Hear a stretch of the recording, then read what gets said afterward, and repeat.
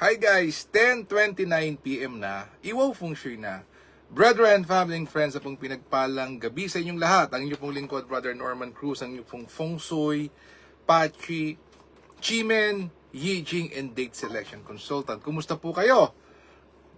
Nagawa niyo po ba kaninang inyong mission? No po kanina, sa ating pong Sunday obligation. Ano po? Sana po nakapag-donate kayo yung ating fifth step po doon sa ating pong sharing po. Or if not, maybe tomorrow or Tuesday, you can do an online church charity po. Dapat po laging may donation. Don't you forget that. Okay, so tomorrow, Monday, at least we have the information, at least what to do, what not to do tomorrow, and how do you maximize things for tomorrow, especially first day of the week. So tingnan po natin. Monday, August 25. Uy, holiday. Holiday po siya, and okay, it's the Fire Tiger enters the Destruction Officer Day. Okay, tingnan po natin. Ano po ba ang pwedeng gawin tomorrow? Tama-tama. O sabi dito, seek blessings, making a donation. Ito na naman, BFF. House cleaning, pursuing studies, haircut. Ayan, pwede. Avoid. Start a business, contract signing, buying a new car, investment, and fermentation not good for tomorrow.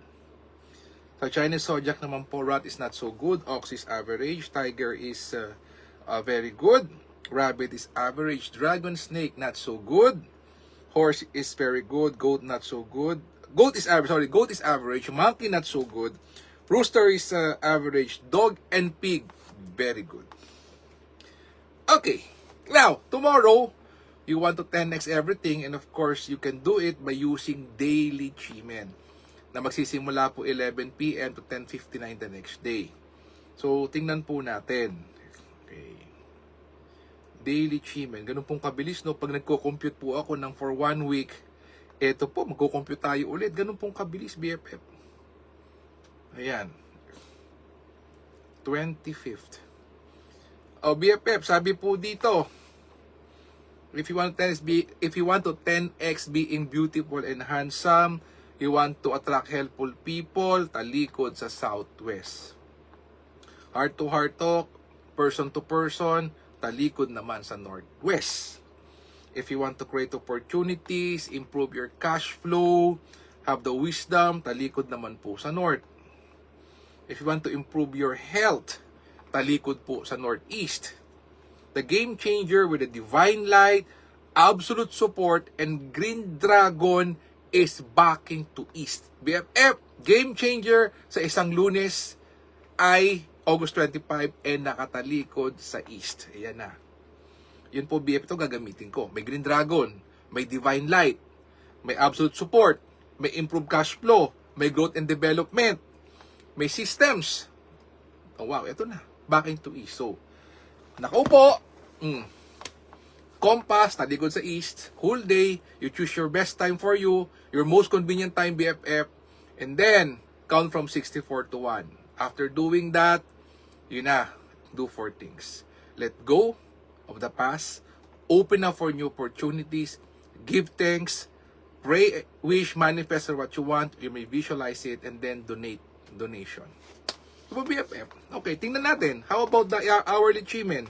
Sa mga lovers ng hourly. Yan. Dahil sabi nila, Kuya Norman, lagi mo binibitin. Lagi mo may hour. Oh, wait, ito po. Tingnan natin. Hourly Chi-Men. Yan. Okay. Tingnan po natin ang hourly Chi-Men. So nga po pala, don't you forget, sa mga hindi pa nagpapa-feng shui, though is a ghost month, meron pa rin pong 10 to 12 days na pwedeng mag-feng shui. Magpa-feng shui po If you're feeling blockage po, if things are not working well for you, mga delays, need for a feng shui. Okay. 25th of the month. Sabi po dito. As early as 5 AM to 6:59 AM, talikod sa north. As Jade Maiden watching the door. 7 AM to 8:59 AM, again backing sa north. That's Flying Bird falling to cave. And then 3 PM to 4:59 PM, talikod sa east. Our game changer is the Green Dragon returns, talikod sa east.